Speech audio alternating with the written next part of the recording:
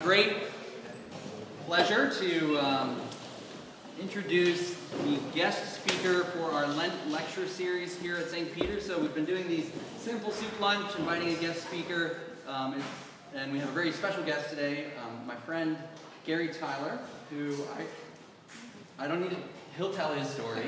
I don't need to introduce him.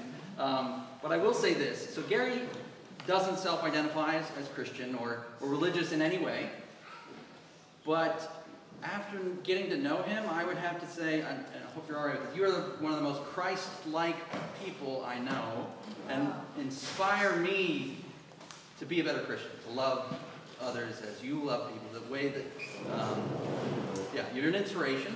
And I just wanted to share this picture, which is from many years ago. So in the Episcopal ministry at Angola, recognizing that there were people like Gary who lived a life of service to others, but weren't necessarily part of a religious or faith community there. We had, every year we would give out what was called the Humanitarian Award. I think it was Carrie the one who was, Carrie Myers, who was very involved in our ministry there, had the idea that there are other people outside the faith community that we can recognize. And so this is Gary as a recipient of the Humanitarian Award, and then also one of our hospice volunteers there, George, who I also got to know pretty well in the program there. Guys, again, like I said, not necessarily part of the religious community there, but living a life of service to others and really serving as an inspiration to all of us. And so, with that being said, I want to bring up Gary Tyler, my friend, who's got an amazing story.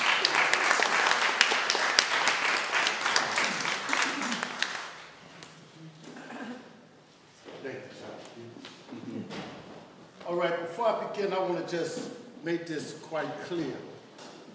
Don't eat up all the soup. Eat some for me. But I do want to commend the ladies who cooked the meals and serving, and whoever made that shrimp soup, gumbo soup. I didn't make it. Believe me, it was off the chain, as we say in Louisiana. However, I would like to quote from a famous man that many of you know, MLK, when he mentioned about the ultimate measure.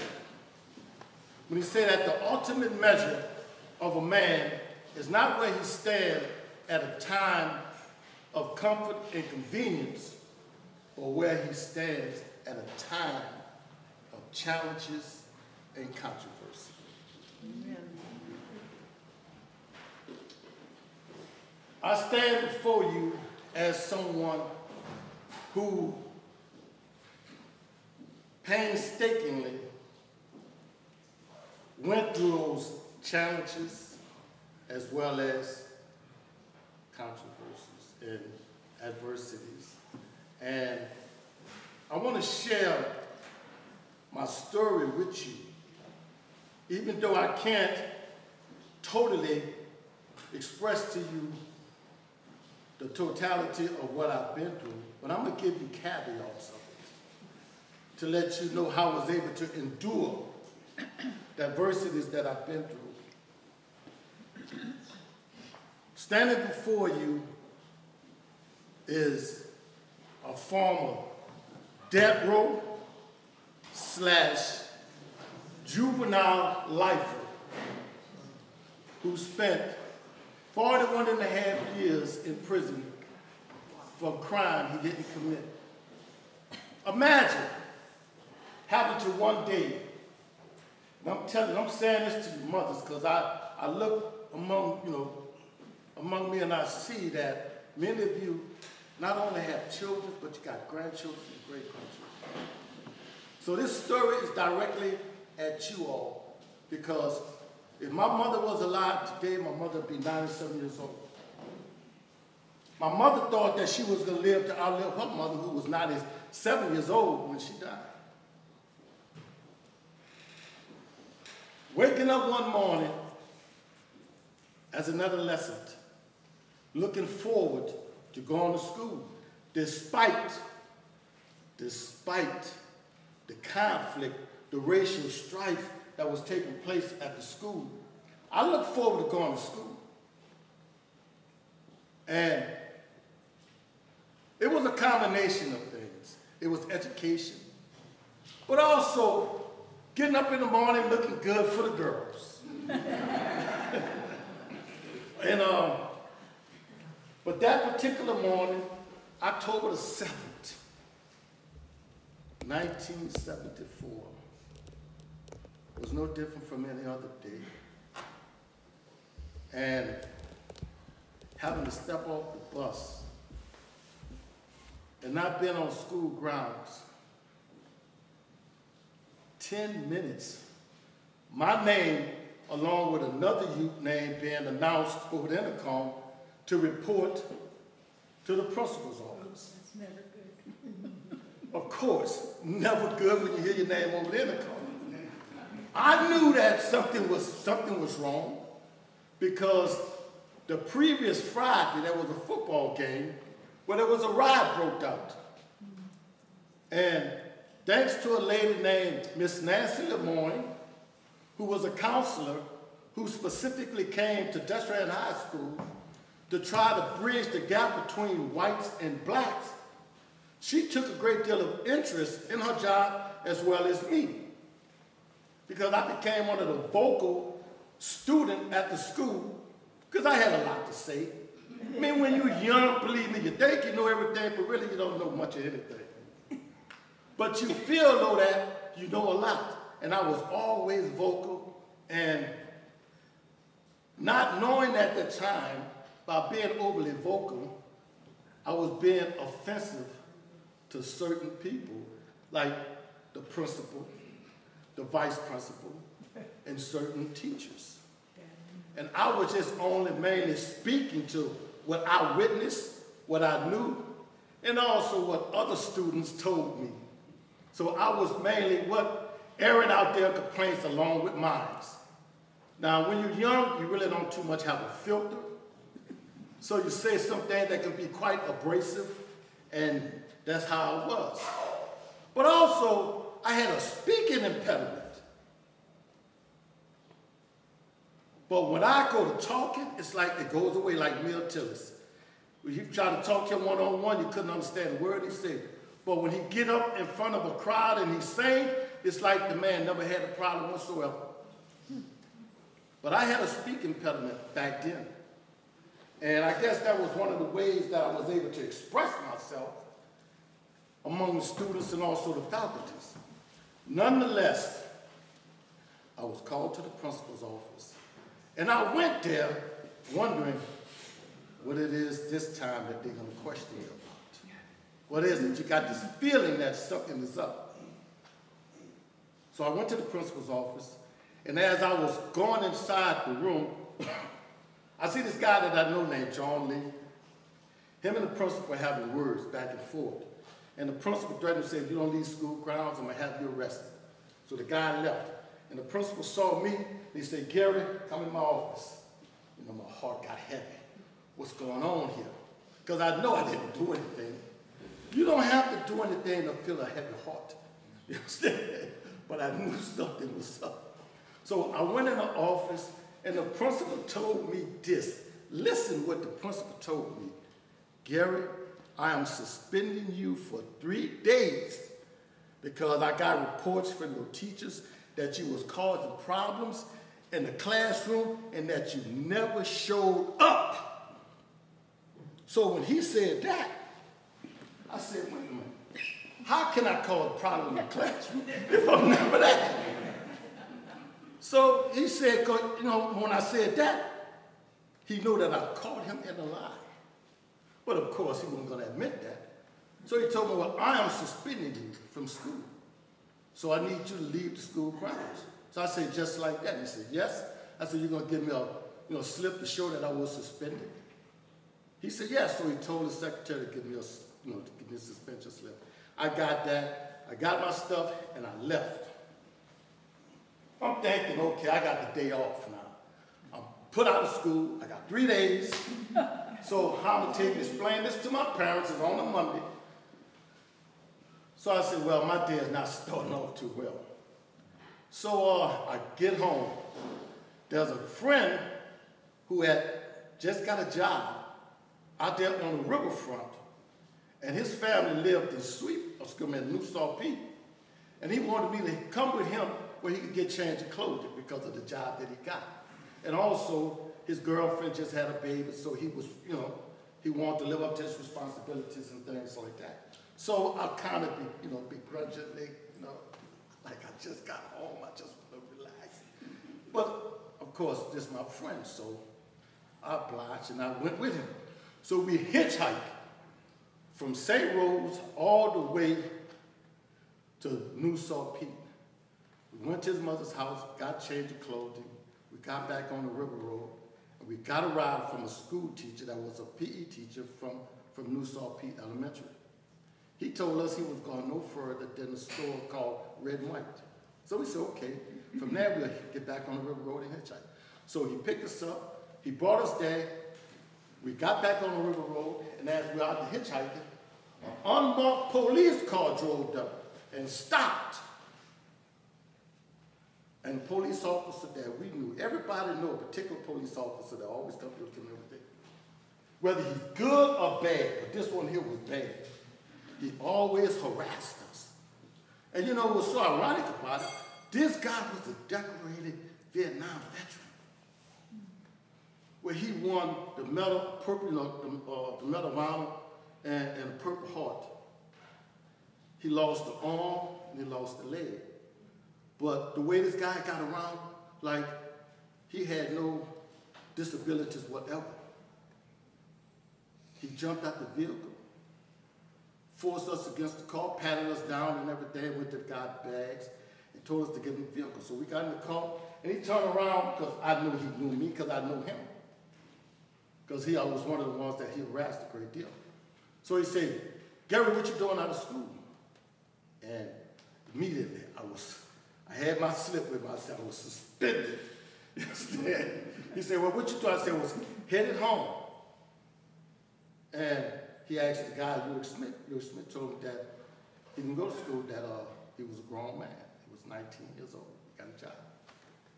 So we was brought to the school that I left that morning.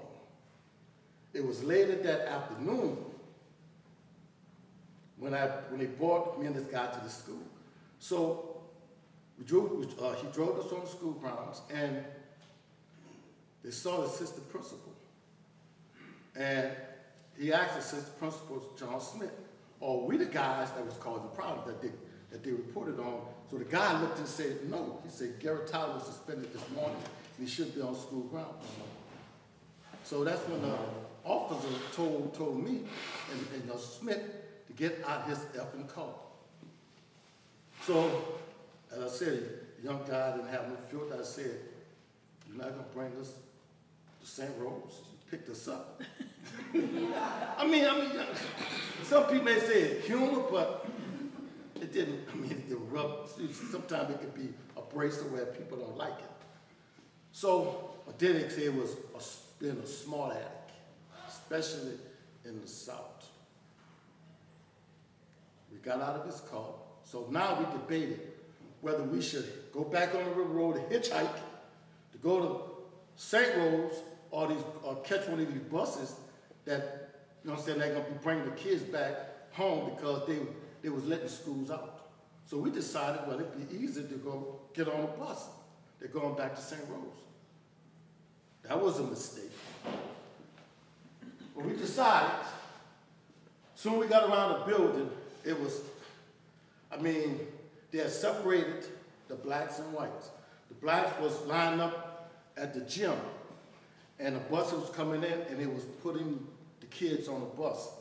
And every bus that they loaded and they sent down Destrehan Drive, you can see that those buses was coming under attack. What I mean by that, you had everything that they were able to pick up. It was had over 200 to 300 people throwing things at the bus and all this stuff here. So when it came down to us, so we kind of like braced for, we know we're going to go through the same thing. When I got on the bus, on that bus, we was going through, we expecting, bus to come under attack with bricks and rocks and all kind of stuff beating on the bus. You understand? And as we was going through, there was a pop sound. Things got silent. And next thing you know, pandemonium broke out.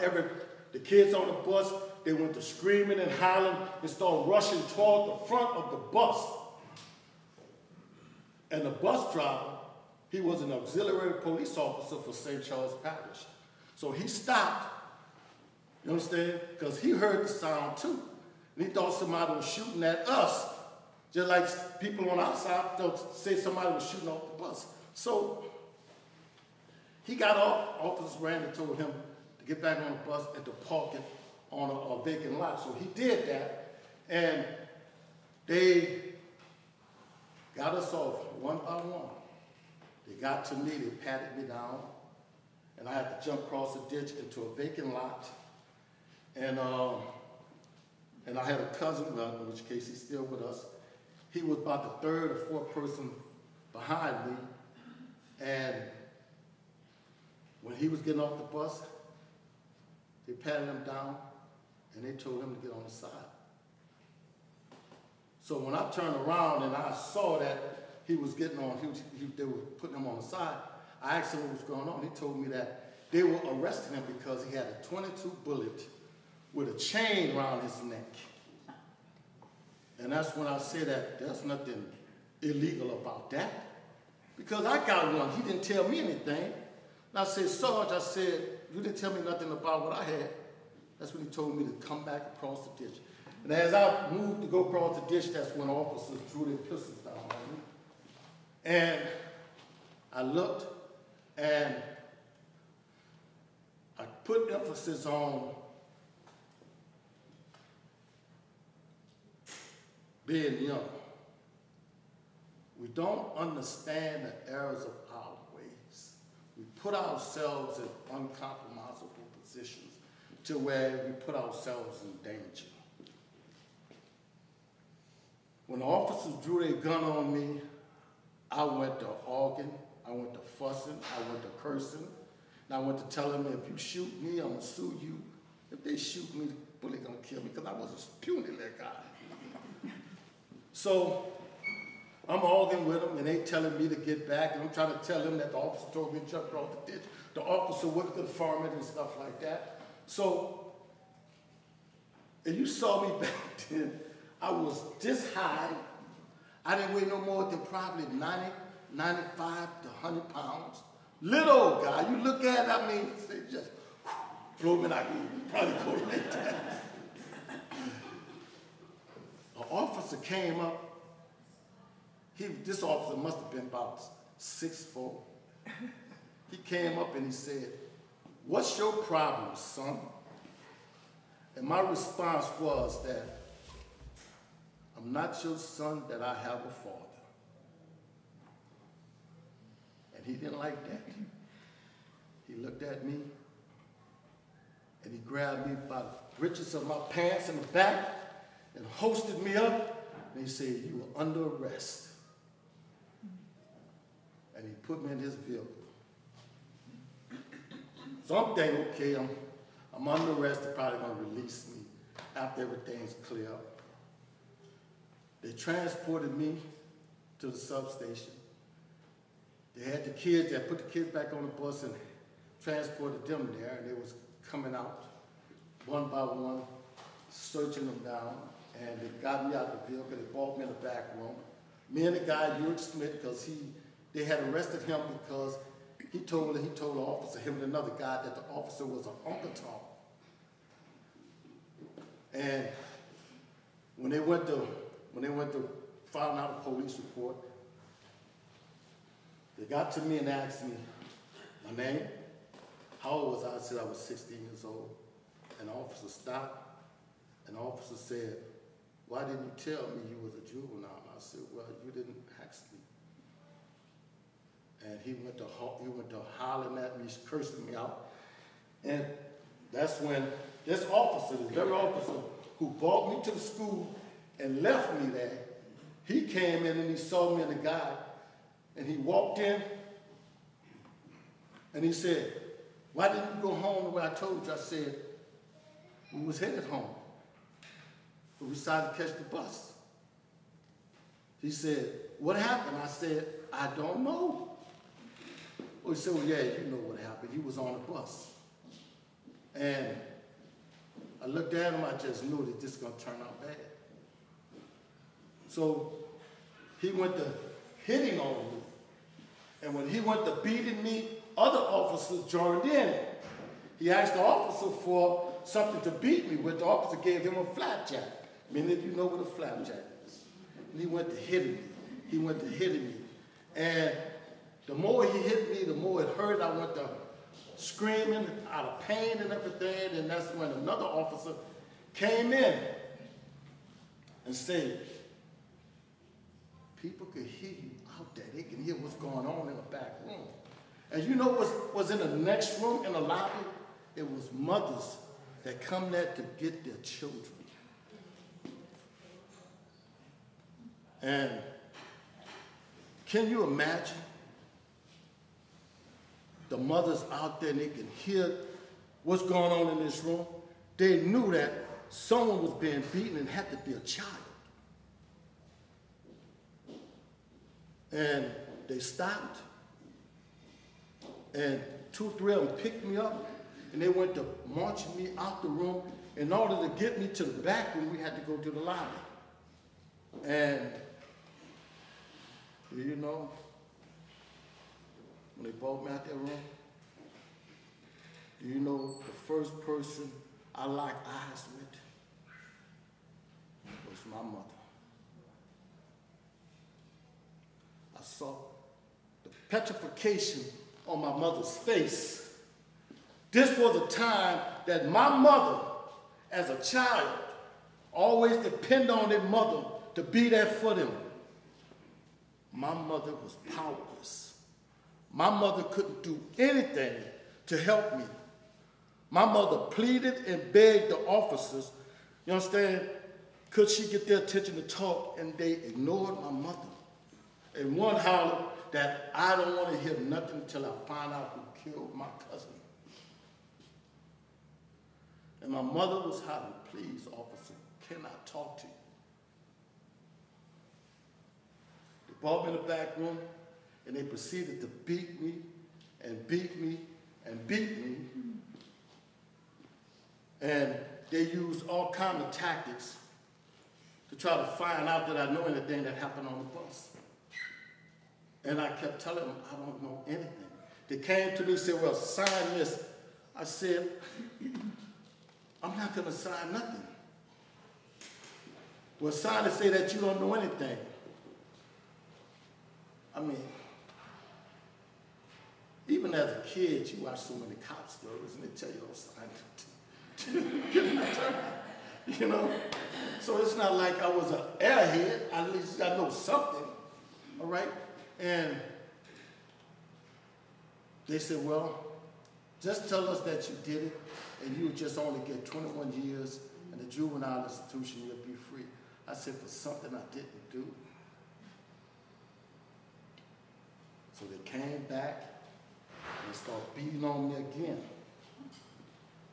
And when they finished, they allowed my mother and my father to come see me. And when my mother saw me, my mother screamed, because I was a bloody, bloody mess. Blood was everywhere. And my mother touched me. Every place where I was bleeding, and she gasped. And do you know, that night, I didn't go home.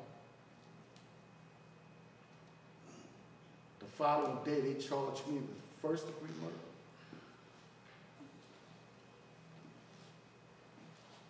They kept me isolated from the public and my family for weeks. But they wouldn't let people come there and see how it was.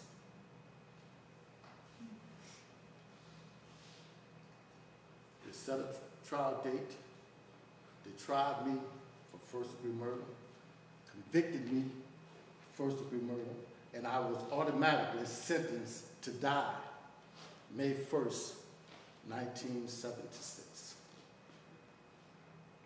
And when the United States Supreme Court ruled that the death penalty was unconstitutional in Louisiana, and that every man and woman that was on death row, that they had to be sentenced, Louisiana said, hold up, we have a problem here. Because how should this ruling apply for Gary Tyler when,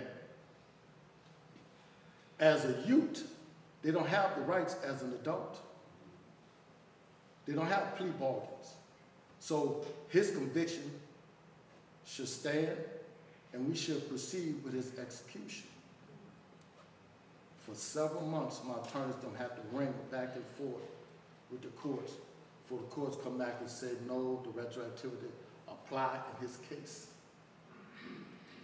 Now, since they was resentencing those that was on death row, if they would have resentenced me to a second-degree murder sentence, then that means that I would have to go to juvenile court. And the juvenile court would have to litigate that. They said, oh, no, we're going to resentence him as an adult and give him a life sentence. And they gave me a life sentence. And can you imagine having a death penalty over my head and then later being sentenced to life? How I'm going to deal with that, because I was in one of the worst prisons in the nation back then, Angola. How many of you heard of the prison Angola? Let me tell you something. The horrible stories you heard about that prison is true. Don't let no one tell you anything different. I was in that prison a good 72 hours. I say less than, 48 hours that I was in the cell. Cell 8 on death row, laying on a bunk, thinking, how am I going to survive this in my life? When there was a scream. The scream was so loud, I'm thinking that it was on the tier that I was on. I jumped up and got to the bars looking to try to find out where that sound was coming from. And do you know what I saw? Of course you didn't. You don't know. Because I didn't know what to expect at that time. As I stood at the bars, I heard this scream as though it was for dear life. Then I saw this glow above me. And you know what that glow was? It was a human being engulfed in flames, where another inmate took and threw gasoline on him and set him on fire. That's when I know that I can lose my life anytime.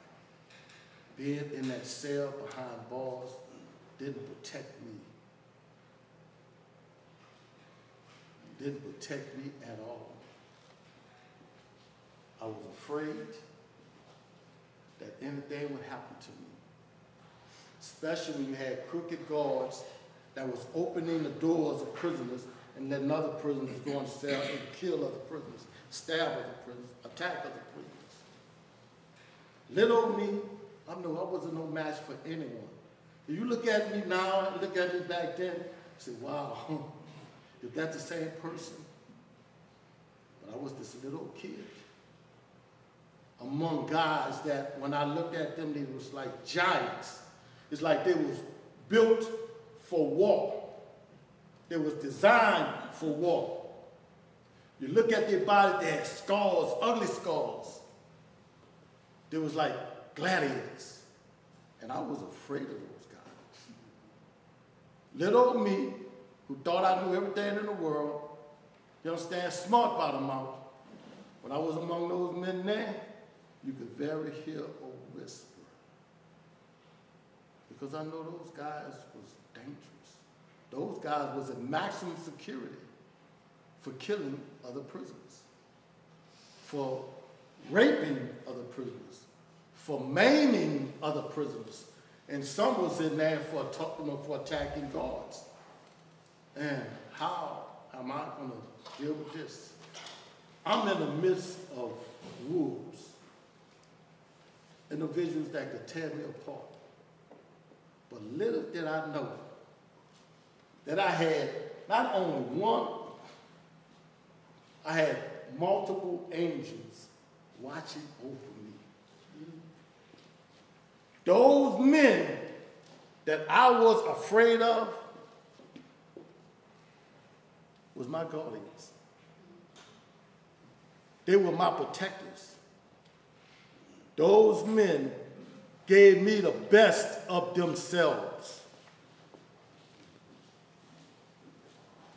Those men realized when they saw me, they looked at this little kid, and who this kid reminded them of. I was that kid, not only remind them of themselves, but I was that kid that reminded them of their sons that they left behind, of their little brother that they left behind, of their neighbor's child. And how could they allow this kid to be swallowed by the life of prison without them stepping forward or protecting me? They're the ones that provided me with the protection that I need to grow, to become a man in prison. And you know what? They gave me the best of themselves. I didn't only have surrogate fathers, I had surrogate uncles, big brothers, and mentors. Can you see these men who's quick to go at each other, fussing with each other, who time it was for them to nurture me, as I say, to teach me things and this and that there. They did that. They came together collectively to give me the best of themselves. Yes, when the prison administrator refused to help me to pursue to get my GED in prison, they told me that they were not in the business of wasting taxpayers' money for someone who was condemned to die. But let me tell you something. Just because a person in prison doesn't necessarily mean that they are uneducated. You will find some of the most smartest people in prison than anything. You don't know the circumstances why people go to prison. But that doesn't mean that they are ignorant, dumb, and don't know the law, and don't know about life. I met some of the most smartest guys in prison. And those guys, when they heard about it, we had class just about every day, but it was helping me. Yes. Matter of fact, they're the ones that helped me get the noted attention publicly to expose my case to the world about what happened to me. Because this happened in a little small southern town. You got to really shine light to even brighten the place up. But they was able to help me do it from prison. By helping me compose the letters, send the letters out to newspapers, magazines, all over the country. And that what blew my case up to expose what was taking place in my case. Nonetheless, I was resentenced to life, but they kept me in maximum security. From death row to maximum security. CCR, closed cell restriction. And when it was time for them to let me out? Do you know I didn't want to go? I did not want to leave the cells because those guys came my family. I didn't want to be separated from my family. But it was them, as I shared with Chaplain Peters, it was them the one that convinced me that it was time for me to leave. Because there were guys who, when I went there, they was already in the cell for about 5 to 10 years already. And here I was breaking on, being in the cell for 10 years, and they told me, I've been in the cells 20 years. And when you came here, I was in it already for 10. If I was you, I'd go. This would give you an opportunity to be able to see what the prison was about. But these guys was my family. And I didn't want to go until they took one and told me, said, Gary, you really don't know how this prison is. I think it's time for you to leave the cells, to go down there and see what the prison is about. We did the best we could to help you. Now it's time for you to branch off to see how well you will fare up under the prison population. Besides, they know you. If you go down there and you said, I don't like it, they will send you back to CCR. And when the guy told me that, it's like a light that popped up in my head to where, you're right. It would be like a vacation, going out there for a week. If I don't like it, I go back to lockdown. But do you know, that was 19, I want to make sure, 85, that I went down to main prison. And I didn't turn back. Those guys had prepared me for this venture. When I went down there, I was one of those that was able to make a difference in the prison population. I didn't know this was destined for me. And as Chaplain Peters stated, that through my life, I became disillusioned. I was born in a Christian family. I was baptized. It was my aspiration to become a preacher.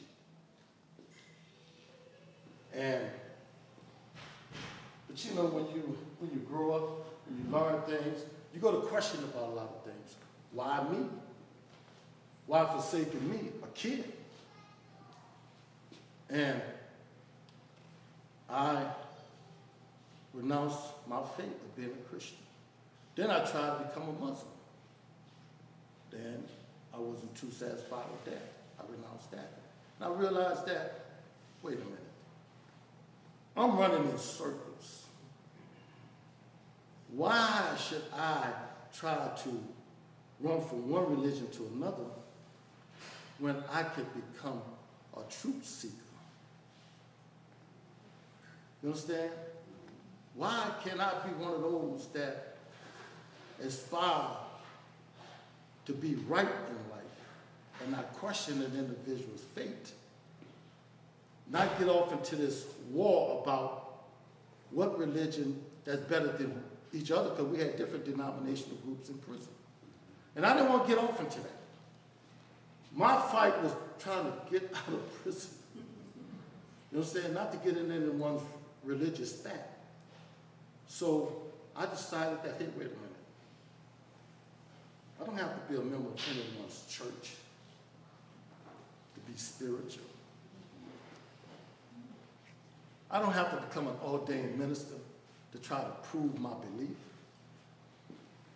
If the path you could say, call for myself, if I stay true to that, then people would appreciate me for who I am. And go to show you what I meant by that was that when I did this production, The Life of Jesus Christ play, I really didn't want to do it because I didn't want it to be an affront to the religious community. But little did I know that it was the religious community the one that told the warden that if anybody can do this play, Gary Tyler can do it. Why is that? Well, everybody in prison respect Gary. Gary would get it done, and the prison population would follow behind him. That's what they told the warden. But I did everything in my powers to try to discourage the warden because I felt I didn't want to do it. But when she told me that it was the religious leaders that referred her to me, I said, wow, this is a hell of a challenge here. So I tried to say it, do any little thing I could to try to get out of it. Told them that I needed women. They said, well, women, you could get the guys to play the women roles. I said, no, we're not doing a kabuki play. You understand? If we're going to be true, we got to have women. Well, we'll get the women that work here as correction officers to play the roles of the women. I said, no, I mean, this is not by prisoners, for prisoners. If we take and add free people in which case that's what we call correction officers back then, free people, we still do that, yeah. Correct Chaplain Peters.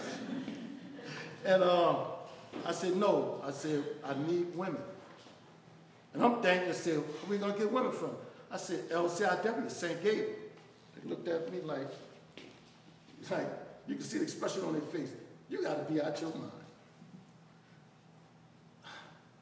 I don't think I was out my mind. I think I felt I shot a lick that they were going to say, no, we can forget about this thing. Do you know, just about 48 hours later, I get a phone call to come to the warden's office. As soon as I walked in the warden's office, oh, sit down, Gary. You want something to drink? I said, no, I'm good. What's up? What time do you want to go to St. Gabriel to audition the women? They gave me the women. I'm scratching my head. I tried to convince my guys not to do it. They went against me. I tried to convince the prison administrators to do it. They went against me. I said, God, how am I going to get out of this? So I said, well, I'm going to see what I can do.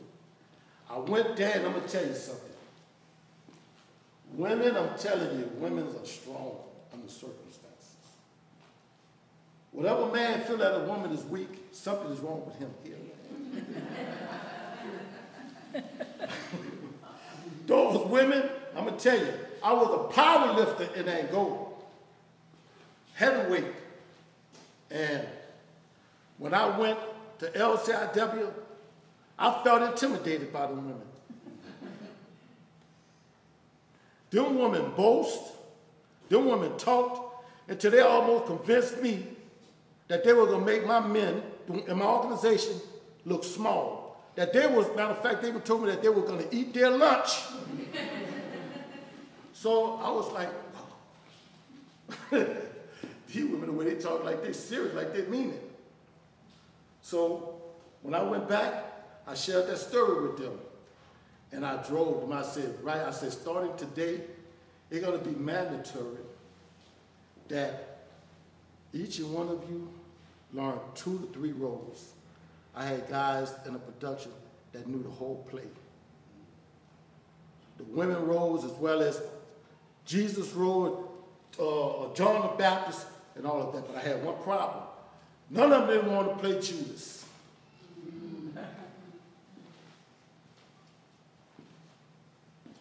I said, wow. Because what I did, when I got the play, I got permission to rewrite the production.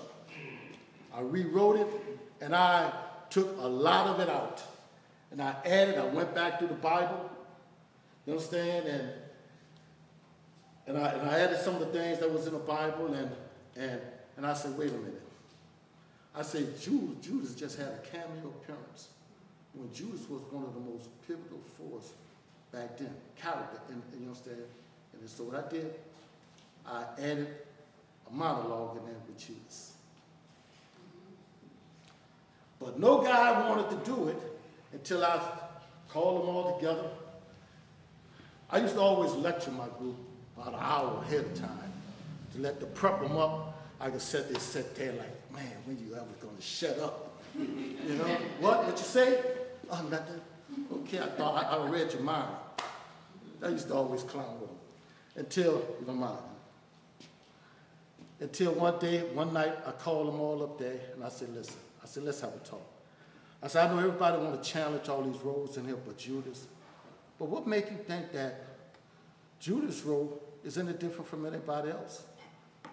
I said, as I last remember, many of you, this wasn't choir boys in church where you want church bells and all this other stuff. Y'all was in here for things you did. So what makes you think that you're too good to where you can't do Judas?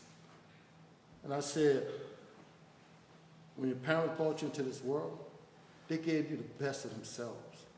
They worked hard to provide you with a roof, with clothing. They sent you to school. You understand? They try to give you the finest thing in life, even though they worked hard for it. You understand? They looked at you. They nurtured you. You understand? They did everything for you, and you betrayed them. So what makes you think that you're any different from Judas? I said, from what I see is that I see everybody in here is Judas. You betrayed your family.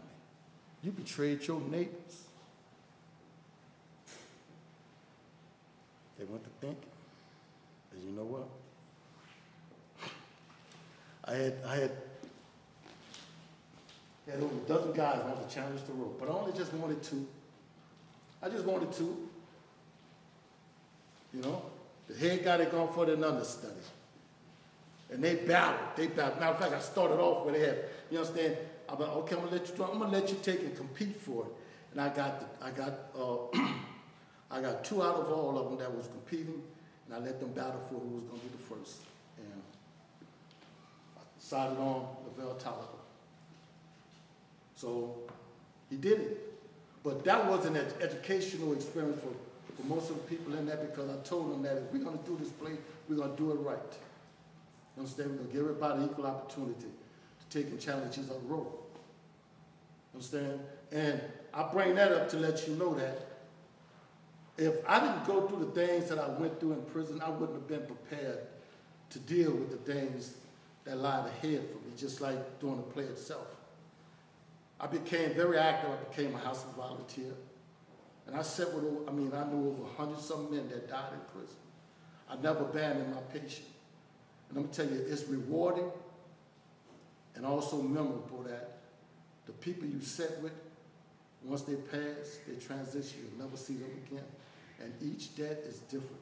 I found a profound appreciation of life. You know, so I did many things. I tell people I'm a man of many hats. And when the decision came down in 2012 about Miller versus Alabama, that was an opportunity. Even though same ugly heads reared up about, no, we can't let Gary Tyler out because his case is old and all that day.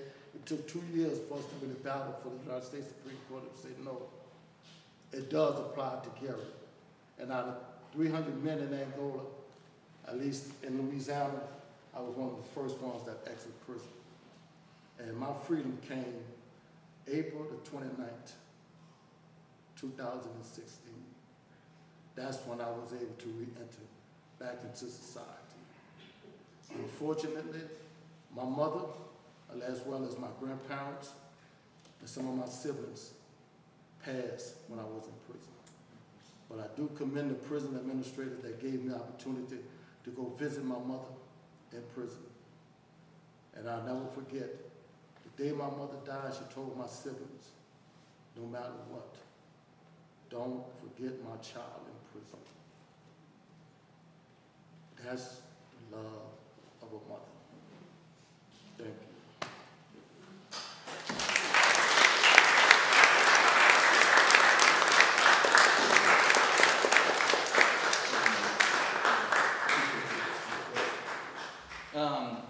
That is just a small taste of the stories that Gary can share, experiences. So Miller versus Alabama was the Supreme Court ruling that ruled that it was unconstitutional to sentence minors to mandatory life sentences, just to fill in that detail. But in Louisiana, they fought it. They said it wasn't going to be retroactive. It took a long time. Another Supreme Court case before if it's unconstitutional even in the past. So, Yeah. But I remember those conversations, people wanting to fight it, wanting to keep people in prison. People like Gary who were sent when he was 16. And then what he was talking about with the plays, that the Life of Christ play that many of you saw, that we saw the documentary of last year, we're going to be watching again in a couple weeks. The documentary is called Cast the First Stone, which has never actually been released to the general public, but as things go in prison, I knew a guy who got it to me. Yeah. And let me say this. One of the reasons why, I think Bob will really be able to explain it better than I can, but one of the reasons that I know is because, let me tell you something. I don't care what a person believes in. You understand? As long as a person respects me and trusts me as a human being, I can do the same in return. And I don't think no one should be judged by their beliefs, especially by their religious beliefs. And it was primarily rejected because you had some powers to be saying that it was too religious. Yes, and if you saw the play was about redemption. Men and women in prison who acknowledge what they did in life. You know what I'm saying? Even to the point where one woman, I don't feel that under no circumstances that a woman should ever say that if she had to go through this again, that she would take beatings instead of defending herself. Because if she didn't defend herself, possibly she'll be dead. I don't think no woman should take it as though that she, you understand, she would prefer to be beaten, you understand, to spend time with her children. Under no circumstances. That is powerful. So we will have an opportunity to watch this documentary on April 2nd, which is the Sunday of the Passion, or Palm Sunday. It's where we hear the Passion story. In the evening, we'll have a chance to see this documentary of people playing the life of Christ and the Passion story. Gary was the president of the drama club for 30 years, and that's why he was asked to help put on this production at the prison. You did a bunch of CPR, counseling, mentoring, and we were talking about last night how, in the same way that the older guys looked out for him, he exemplified that in his life at prison, mentoring others, caring for them, taking time. And then after his release, he's been doing similar kind of work, working with youth, mentoring with an organization called SPY, Safe Place for Youth in Los Angeles, which, yeah, so I don't know what you want to share about that. Yes, what it is, it's an organization that provides the needs and necessities to the younger population, homeless population.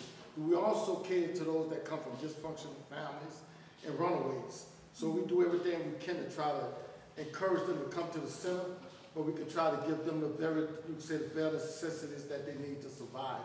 We also provide housing and things like that. So I'm the lead outreach engagement workers, where it's my responsibility that we take and target certain areas and surrounding LA and bring the youth there where we can provide them with certain services. And believe me, we get young people all the way from Europe to Africa, from Middle East, from Asia, from all over.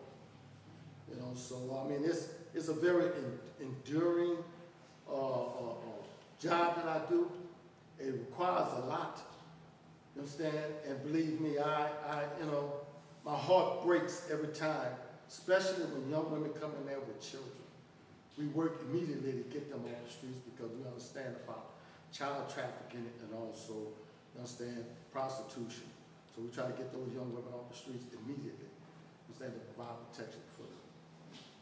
He's also an amazing artist. We didn't even have a chance to get into that, but I do have some photos of your quilt. All right, yes. Quilter.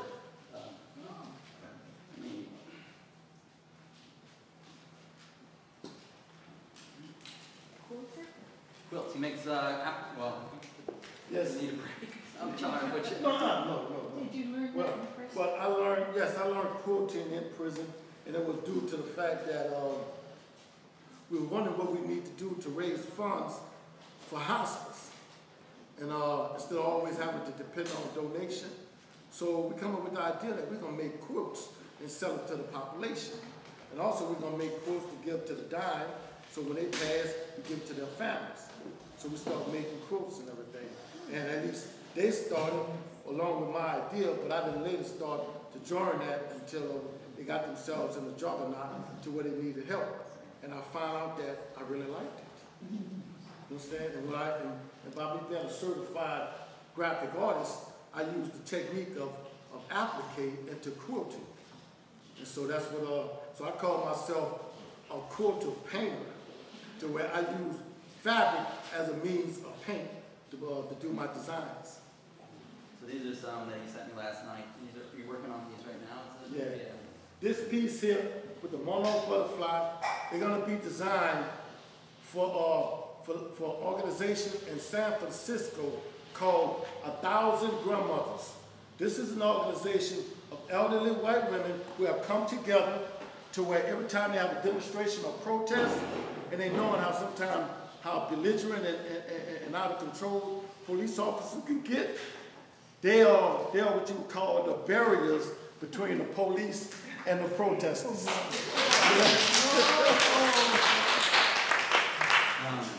So I do want to leave some time for discussion, question, answer. This is the book, Grace Before Dying, which has some photos of the hospice program, the hospice volunteers, and in the back it's got some photos of quilts as well that Gary and the other hospice volunteers will work. And one of the quilts that we did, it's going to be enshrined in the African American Museum in Washington, D.C. I also have a quilt that's enshrined in New Orleans. And I've been invited to an event in May, out in Maine, as one of the guest speakers for the organization dealing with quilting. So I want to, again, thank you so much for your time, for coming up and talking to us, sharing your